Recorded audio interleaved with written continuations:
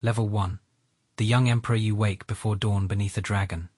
Carved canopy, but the palace is already awake before you. Somewhere beyond the silk curtains, bronze bells begin to sound across the courtyards, slow and heavy, calling ministers to kneel, servants to lower their eyes, and the entire empire to wait for the first word from your mouth. The air inside your chamber smells of incense, candle smoke, old wood, and the faint cold of stone floors that have carried generations of emperors before you. Your attendants dress you in a dark gold dragon robe, tightening the jade belt around your waist as if they are not clothing a man, but fastening you into a symbol. Outside, officials wait with folded memorials. Inside, near the lacquered table, a female court recorder places a list before you. Names of consorts, noble daughters, palace women, families, ranks, alliances, possible mothers of future heirs. You look at the names and understand the first lie of power.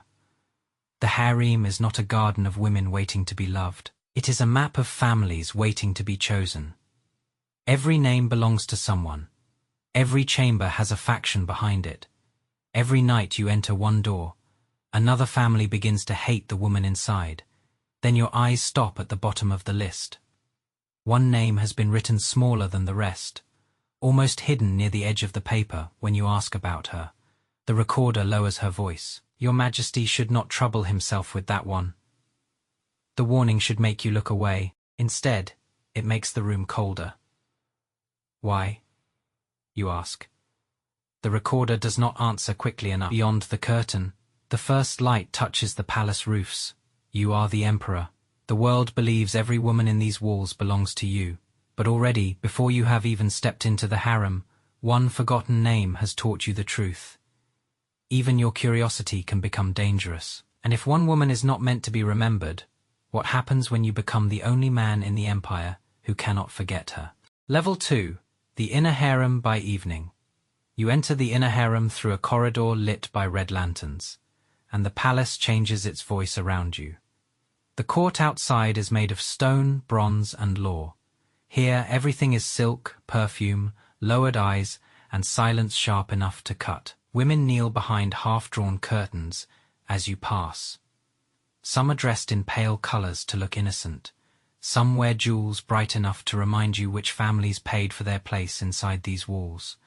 None of them look at you for too long. They have been trained to understand that the emperor's attention can raise a woman overnight, but it can also paint a target on her back before dawn. Behind you, a female official walks with a thin brush and a narrow register. She records which corridor you enter, which chamber you pause before, which name your gaze returns to. Even desire has paperwork here. That is when you see her again. Not in a place of honor, not surrounded by attendants, not dressed to compete. She stands near the end of a line, almost hidden behind two taller women, wearing a modest robe with a faded red sash. Her head is lowered, but not with the eager fear of someone begging to be noticed. She is trying not to exist around her. The others arrange themselves like flowers waiting for sunlight. She folds herself into shadow. You slow for half a step, and the change is so small that no minister outside the harem would ever notice. But here, half a step is enough. A maid glances. A noble consort's smile freezes. The recorder's brush pauses above the page.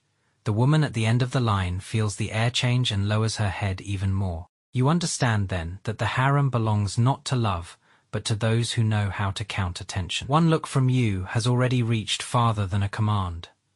You continue walking, but the silence behind you grows heavier.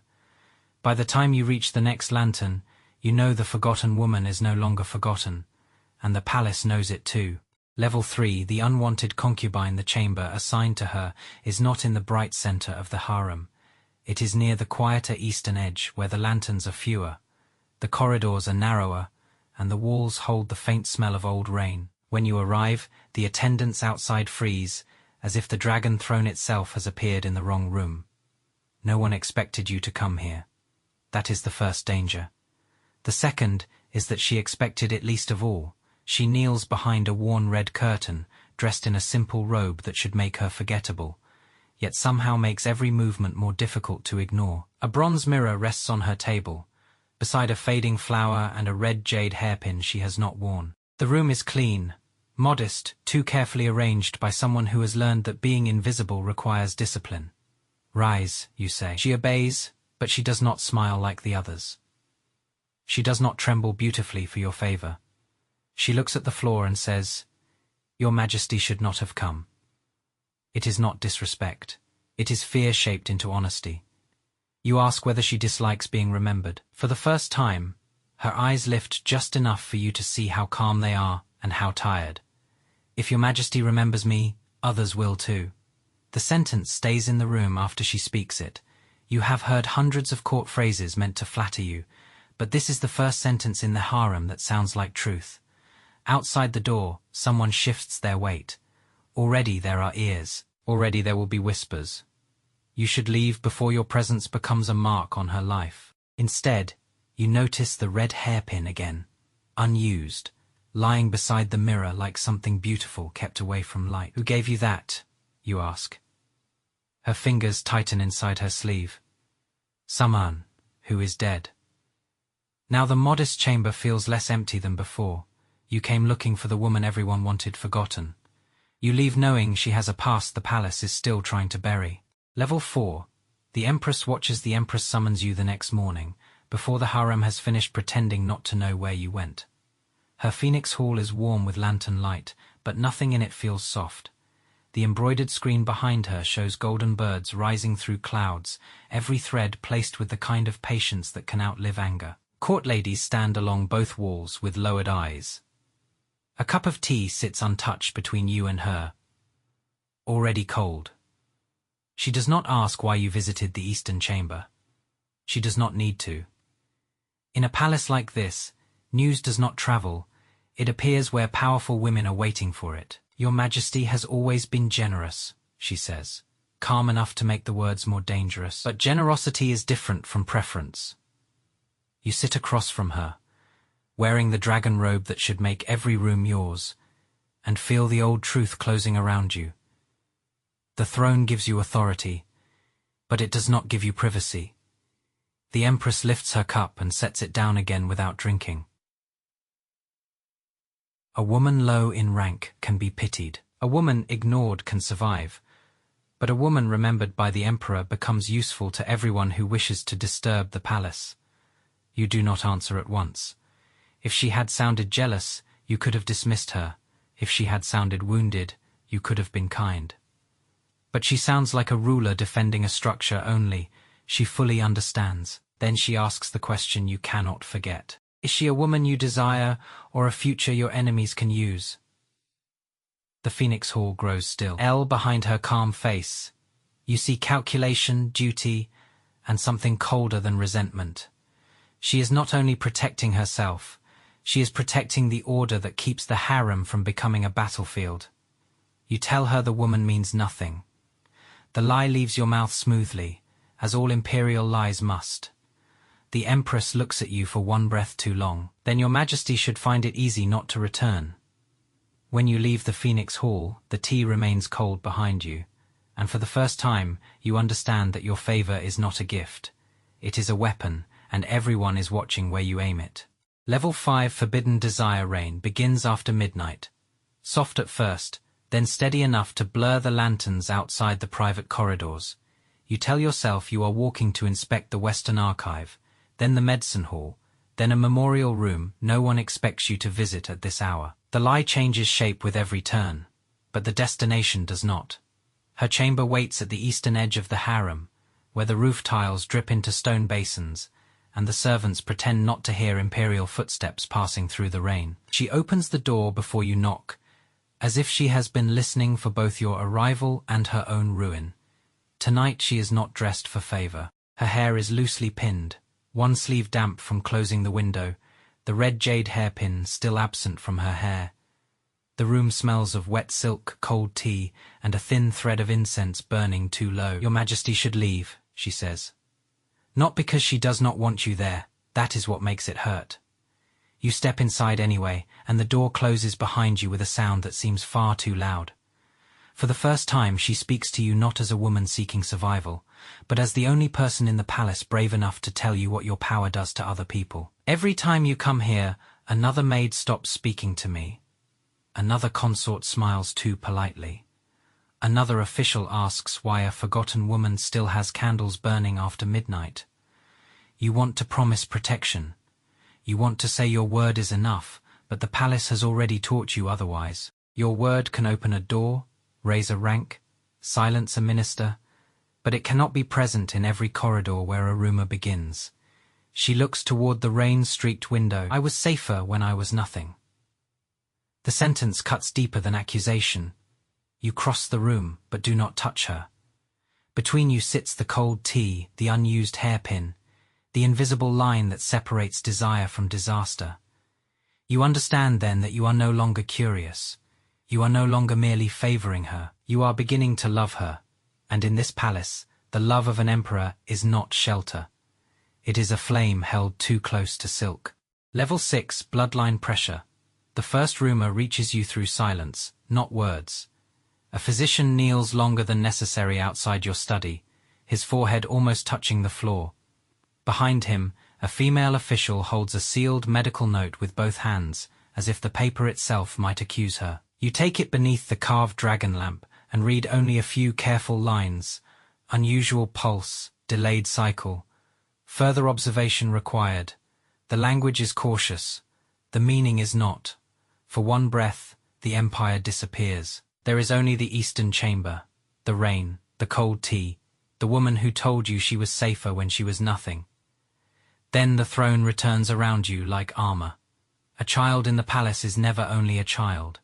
A child is bloodline, rank, faction, inheritance, fear. If she is carrying your son, the harem will not see a light. It will see a future that must be controlled, used, hidden, or destroyed. You order the physician to speak no further, but the command feels weak the moment it leaves your mouth. Too many hands have already touched the note. Too many eyes have seen the physician kneel. By afternoon, the Empress is quieter than usual. By evening, two noble consorts send gifts to the eastern chamber with smiles, sharp enough to draw blood.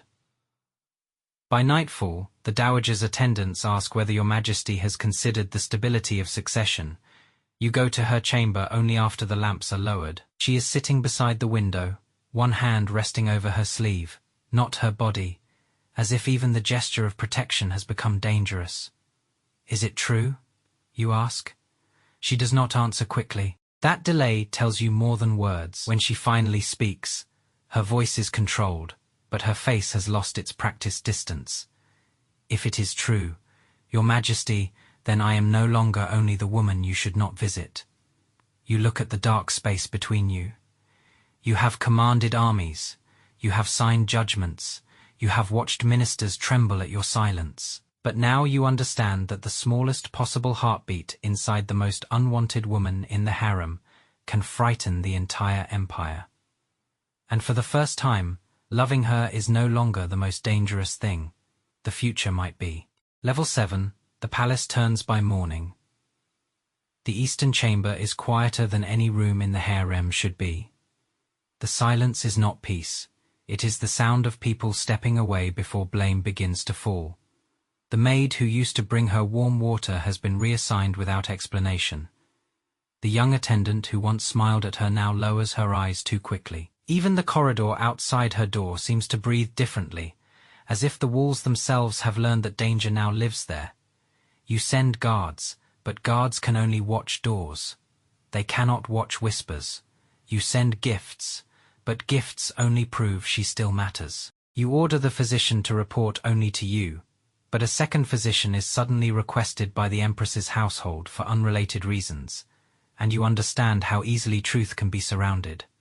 Then comes the cup, a simple bowl of tonic delivered with the proper seal, the proper tray, the proper bow. Nothing dramatic, nothing a minister could call an attack. But she refuses to drink it. When you hear this, anger rises in you like fire.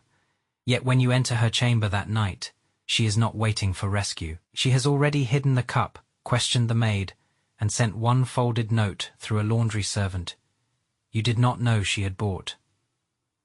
You bribed someone, you ask? I survived, she answers. The word is quiet, but it changes her. Until now, you wanted to believe she was only endangered by the palace, only acted upon, only in need of your protection. But the woman before you has learnt the rules faster than you hoped and earlier than you feared. She shows you the hidden note, not an accusation, only a list of names connected to the tonic's path. You recognize one household. Then another. The trail does not point to a single jealous woman. It points in several directions at once, as if the entire harem has decided it is safer to remove her before she becomes impossible to remove. You are the emperor, but you feel the first true helplessness of your reign. Your command can punish whoever stands in front of you. It cannot punish a smile, a rumor, a changed route, a maid who forgets which door she entered. She looks at you across the low candlelight and says, "If you protect me openly, they will strike more carefully. If you abandon me, they will strike faster." For the first time, she is not asking you to save her. She is asking whether you understand the game has already begun. Level 8 Dowager's warning. The Dowager receives you in a palace quieter than the throne hall and more frightening than any battlefield. There are no raised voices here, no hurried servants, no bright laughter from the harem, only thick curtains, sandalwood smoke, medicine bowls, cooling on carved tables, and old women who move so slowly they seem to belong to another dynasty. She watches you from behind a beaded screen, her face half hidden, her voice steady enough to make every word sound final. "You are angry," she says. "That is why you are dangerous." You answer that someone has moved against a woman under your protection. The Dowager's eyes do not soften. No, someone has moved against a possible future. That is the difference between your heart and hers. You see the woman in the eastern chamber, the rain in her hair, the cold tea between you, the hand she will not place over her own body, because even hope has become a threat. The Dowager sees factions, succession, names on genealogy records, ministers waiting to choose a side, and an empire that can bleed for 20 years because one emperor loved too openly. She gestures, and an old attendant places 3 objects before you, a sealed decree, a blank transfer order, and a small wooden box containing a jade token for hidden protection. "There are only 3 roads," she says. "Cast her away, and the harem will stop fearing her. Move her into silence, and perhaps she lives unseen. Raise her higher, and every family with a daughter in your palace will sharpen its teeth." You want to reject all 3 choices. You want to say there must be a 4th road, one where authority is enough, where love does not require strategy, where your child, if there is a child, can be protected without turning its mother into a target. But the Dowager has lived too long to believe in clean roads. "You are not being asked whether you love her," she says. "You are being asked how many people must suffer because you do." When you leave her palace, the sandalwood smell clings to your robe like old judgment. For the first time, you understand the cruelest part of the throne. Your enemies are not the only ones who will ask you to hurt the woman you love. The people trying to preserve your dynasty may ask the same. Level 9. The Imperial Decree. The decree hall is brighter than your heart feels. Morning light pours across the polished floor, catching on the jade seal, the red brush, the folded silk documents waiting on the long imperial table. Ministers kneel in rows below you, their foreheads lowered, their sleeves arranged with perfect obedience. Behind a thin curtain to your left, the Empress is present without needing to be seen. Somewhere deeper in the palace, the Dowager's silence weighs more than any spoken command. And in the eastern chamber, the woman everyone wants dead waits to learn what kind of wound you have chosen for her. You sit before the decree and understand that power has brought you to the one place where no choice is clean. If you raise her rank, you protect her with honor and mark her with a brighter target. If you cast her away, you make the harem believe she no longer matters, but you teach her that your love can wear the face of abandonment. If you hide her, you save her body and erase her name. The red brush rests between your fingers. You have signed orders that moved armies, punished traitors, opened granaries, and changed borders. None of them felt as heavy as this single line of ink. The official beside you waits, the ministers wait, the curtain waits. The whole palace holds its breath, eager to learn whether the emperor is a ruler first or a man first. You lower the brush. The decree does not exalt her. it does not condemn her. It transfers her to a distant private residence outside the inner harem, under the excuse of fragile health and imperial displeasure. To the court, it looks like rejection. To your enemies, it looks like she has fallen. To anyone who knows how power hides mercy, it is a locked door placed between her and the knives. But she will not know that at first. She will hear the decree read aloud. She will understand only that the man who came to her in the rain has now sent her away in daylight. Your hand does not shake until the seal is pressed. Red ink spreads into silk like a wound that must look official. The ministers bow lower, the Empress says nothing behind the curtain, and you realize that absolute power has finally taught you its most humiliating lesson. Sometimes the only way to save the woman you love is to make the whole palace believe you have stopped loving her. Level 10, the lonely throne. The palace becomes quieter after the decree, but not safer. Quiet is only the shape fear takes when it has learned to obey. The eastern chamber is emptied before sunset. Her red jade hairpin is removed from the dressing table. The faded flowers are thrown away. The bronze mirror is covered with cloth, as if reflection itself has become improper. By night, another woman may be assigned to that corridor. Another name may enter the register. Another family may believe the danger has passed, but you know better. A woman can be moved out of the harem, yet remain more present than anyone left inside it. You sit alone in the throne hall after the ministers leave. The lanterns burn low along the pillars. The jade seal rests on the long table, still stained with the red ink of the decree that saved her by wounding her. Outside, the empire still belongs to you. Armies wait for your command. Officials wait for your approval. Hundreds of women still live behind silk curtains, learning how to survive the direction of your gaze. Yet the one woman who made you feel less like an icon and more like a man now survives, because the palace believes you have abandoned her. That is the bargain the throne demanded. The Empress keeps her position. The Dowager keeps her dynasty. The ministers keep their order. The harem keeps its lesson. Even the Emperor's favorite can fall. Only you keep the truth, and the truth has no ceremony. Days pass. Reports arrive from the private residence beyond the inner walls. Her health is stable. Her attendants are loyal. The route is watched by men who do not know why they are watching it. If there is a child, the record will be hidden until the right moment, or until there is no right moment left. You read each report once, then burn it yourself. No one must see how long your eyes remain on her name. Sometimes, at night, you almost walk toward the eastern corridor out of habit. Then you stop before the turn. The Emperor cannot visit a woman he has publicly cast away. The man inside you wants to go. The throne inside you forbids it. That is how the palace wins. Not by taking your power, but by teaching your power to punish your heart before anyone else can. You thought becoming emperor meant no one could deny you. Now you understand. The crown does not deny you with refusal. It denies you with consequence. Every desire becomes policy. Every affection becomes evidence. Every woman you love becomes a question of bloodline, faction, memory, and survival. You remain the most powerful man in the empire. People kneel when you enter. The harem lowers its eyes. The court records your decrees in perfect ink. But when the hall empties and the lanterns fade, the truth is colder than victory. A man with every woman in the palace may still lose the only one who ever made him feel human. And if you want to enter another forbidden imperial story, comment which emperor, dynasty, or palace secret we should step into next.